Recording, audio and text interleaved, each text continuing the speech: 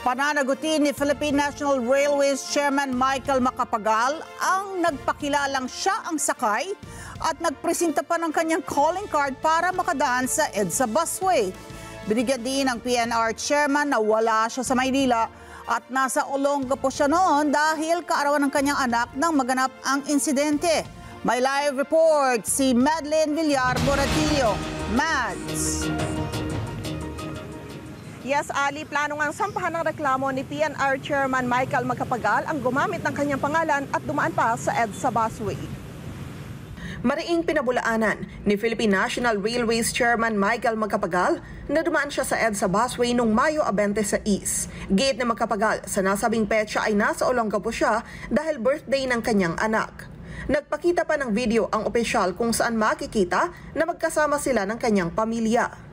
Una rito napaulat na nahuli umanong dumaan sa EDSA busway si Macapagal sakay ng isang Ford Ranger. Sinasabing nagpakita umano ng calling card ang sakay at nagpakilalang si Macapagal. Hindi umano ito natikita ng personnel ng Special Action and Intelligence Committee for Transportation ng Department of Transportation dahil nakatakas ito. Wala akong pick-up truck, much less wala akong Ford Ranger. Alam po ninyo, yung calling card or business card, syempre umiikot yan, ano? And anyone can have somebody's business card. But hindi naman ID yan, no? So it's really very hard to identify a person with just a mere business card. Ayon sa opisyal, nagkipag-ugnayan na siya sa DOTR, SAIC, maging sa Land Transportation Office.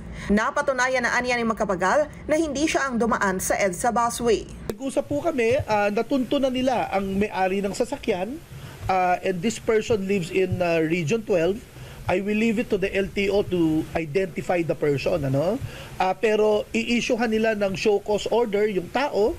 Hopefully na-issuehan na, and malaman natin kung siya ba ang may-ari pa rin ng sasakyan, at kung siya ang may-ari ng sasakyan, sino ang nagmaneho at sino ang gumamit ng pangalan ko.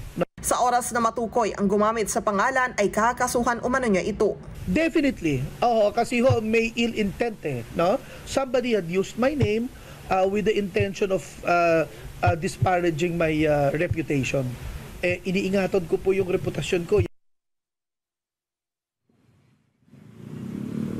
Ayon kay Macapagal, natukoy na yung may-ari ng sasakyan na dumaan sa EDSA busway at inaalam na lang ng LTO kung hanggang ngayon ito pa rin yung may-ari ng nasabing sasakyan. Balik sa inyo, Ali. Maraming salamat, Mads Moratillo. Maraming salamat sa inyo pong pagsubaybay sa Mata ng Agila Primetime. Para malaman ang matatag, matapang at matapat na mga balita, i-follow lamang at mag-subscribe sa @Net25 TV.